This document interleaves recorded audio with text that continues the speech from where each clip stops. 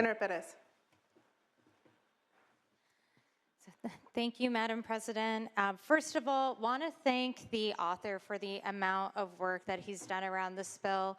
I have had several concerns that I've actually raised to the great senator from San Francisco, bringing to him letters, feedback from my cities such as Glendale, Pasadena, South Pasadena, Rancho Cucamonga, Upland, and he has been incredibly receptive and incredibly responsive to those concerns, and I deeply appreciate that.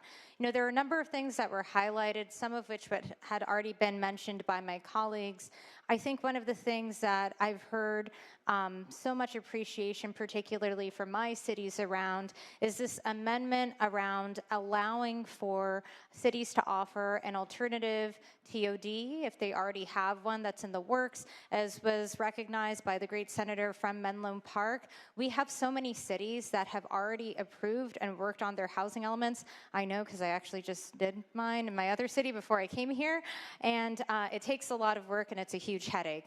And so you could imagine why local city council members and local mayors do not want to go through that process all over again, hiring consultants, the whole 9 yards. And so I appreciate that you have made amendments to make it so that if a city is already working on that, they already are doing a TOD, it's going to honor that process that they've laid out in their housing element. I think that that's something that's incredibly important.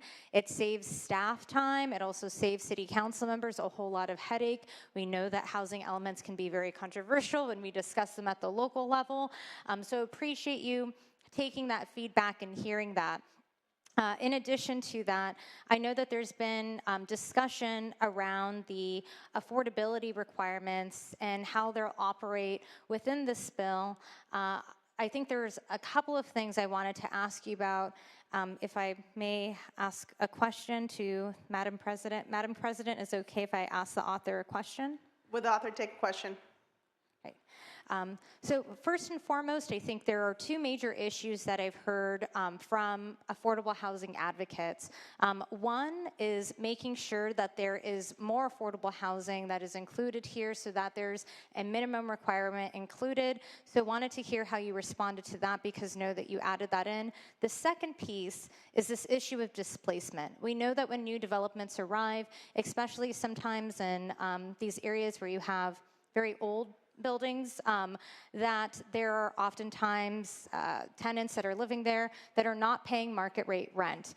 There was a bill that you all worked on some time ago called Sb79 back in 2019. I actually utilized that bill to protect some tenants within my city. And so I wonder if you might take some of the language from Sb330 and reflect it here to just say that if somebody is displaced, who is low income, that they would be included and a low-income unit would be set aside for them. They'd be given that first right of refusal. I recognize that that's already law that's been included in Sb330, but I think it's important to highlight here. I know I've been asked about it by several of the affordable housing advocates. So I'd love to hear how you're addressing this issue of the minimum requirements, and also if you'd be willing to reflect some of the language around Sb330 within this bill.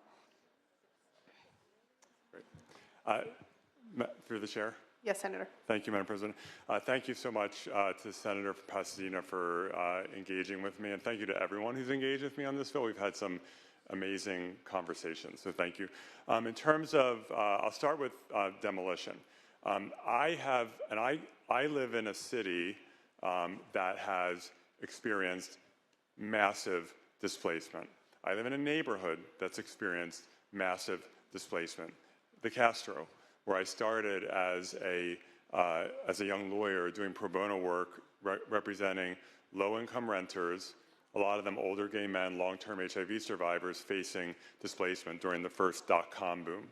And this was all during a period in the Castro and the Mission, other parts of San Francisco, when almost no housing was being built, and we were seeing a clearing out of renters in these communities with no housing being built. So I want to just sort of say that sometimes there's a notion that the only thing that causes displacement is knocking down someone's building. Yes, knocking down someone's building displaces people, but not explosive housing costs, even when you're not building anything, really displaces people. And to me, when I work on housing, it is about adding, being additive, not about replacing the people who are there. And that's why the very first housing law that I authored, Senate Bill 35 in 2017, included incredibly strong anti-demolition standards in it. And in this bill, the bill does a rezoning, and then it gives two options to get a permit, because rezoning is not enough. You have to get a permit to build. One of those options is to use the SB35, it's now SB423, streamlining, subject to those strict demolition standards, so you're not knocking down buildings and displacing people to build new housing. If you are not using the SB423 streamlining, then you have to go through the normal city permitting process with CEQA, city council approval, et cetera, and we incorporate SB330 protections, which are different, but they are existing law, and we cross. So we have two different anti-demolition, anti-displacement protections from SB423, SB330, and those are both incorporated into the bill. And we also do not override local demolition restrictions. And so there are cities in California that have, moderate or very strict demolition controls. We do not set those aside. Cities, people are still bound by those. On affordability, the original version of the bill simply deferred to local inclusionary. It was not explicit, so we made that explicit so that if cities decide to adopt affordability, that applies. We want that cities have that control, and will retain that control. We then put a baseline in of the state density bonus affordability. That's long-standing existing law up and down California, and that's incorporated into the bill as a baseline. And then on top of that, as I mentioned at the beginning, allowing for multi-unit allows for 100% affordable housing, that if you have an affordable housing builder that wants to build for low-income, working-class people, for example, they'll be able to do that. And that's why I mentioned one of the largest affordable housing consortiums in the state was opposing the bill. It not only dropped their opposition, is now supporting the bill, because this is a pro-affordable housing bill. It's a pro-everything bill in terms of housing. Thank you. I have another question, if you wouldn't mind, Madam President. Would the author take another question? Yes. Okay. My last piece is around labor standards. This is something that's incredibly important to me, and I want to ensure that labor standards are reflected here in SB79. We know that our workforce is incredibly important around the development of these projects, and especially projects that are high density. There's also, I think, the same workforce that works on many of these transit projects, so there's many reasons why we want to ensure that's included here. I know that I've raised this to you and would like to hear how you'll be including those labor standards and making sure that that's reflected in this language. Yes, so through the chair. Okay, thank you for that question.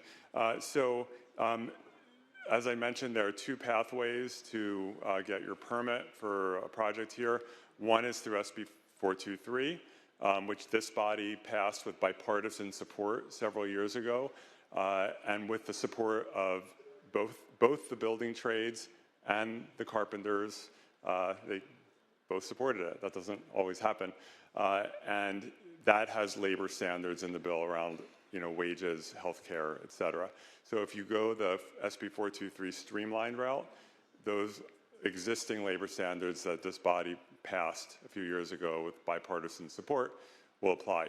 If you go without that streamlining, that means you're going through the normal city council discretionary CEQA process, and the cities can approve the project, to put conditions on the project just like they can now and have long been able to.